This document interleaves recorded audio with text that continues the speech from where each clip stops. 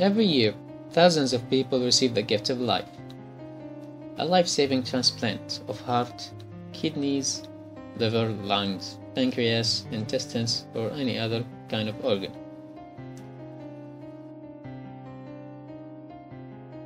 Transplantation is one of the great medical advances of our time. How does it work?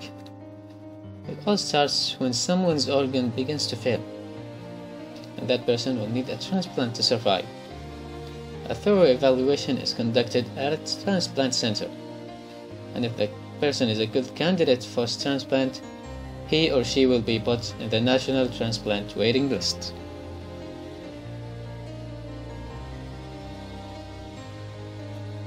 What doesn't get taken into account, organs are never matched based on race or gender or income, stability or social status.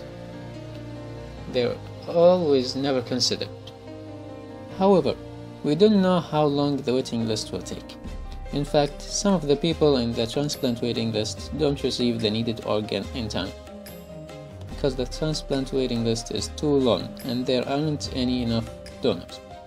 That's why an average of 18 people that are registered in the transplant waiting list die every day. Being a donor can turn the time of loss into a time of hope, because machines have kept the blood containing oxygen flowing to the organs.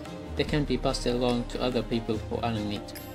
One person can give life to as many as 8 people through organ donation and enhance the life of more than 50 people. But now, minutes matter.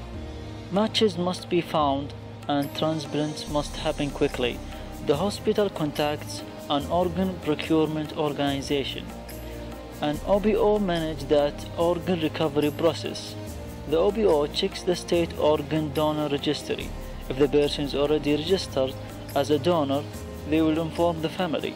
If not, they will ask the family to authorize donations. A medical examination takes place. They check the medical and social history, and if person is eligible to be an organ donor, the computer begins the search on the national waiting list for well-matched patients.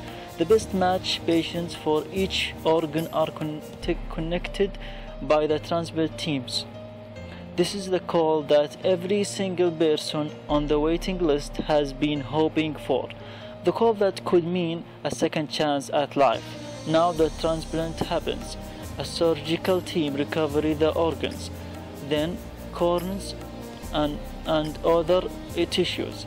The organs are sent to the transplant hospitals for the patients and transplant teams waiting as the life-saving transplants take place.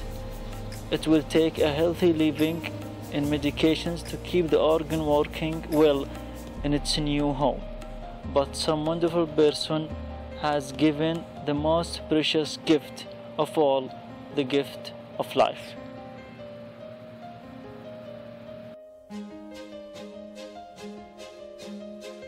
You too can make the decision today and sign up as an organ and tissue donor. Any age is the right age, whether you're young or old, and any day is the right day to sign up as a donor and save lives.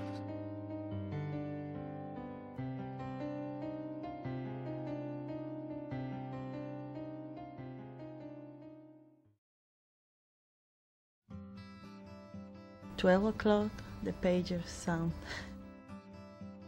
We were asleep.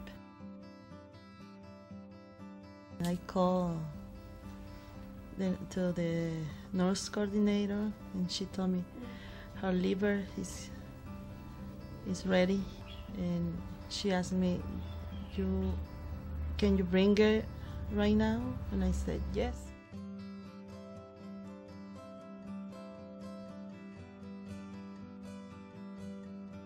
I never do many things that I did that day. When she's in the surgery room, I never eat. I never go out of the waiting room, and that day I went just thinking everything is gonna be okay. I was asking God to help her. I was talking to her to hold his hand. You can do it, and she did it.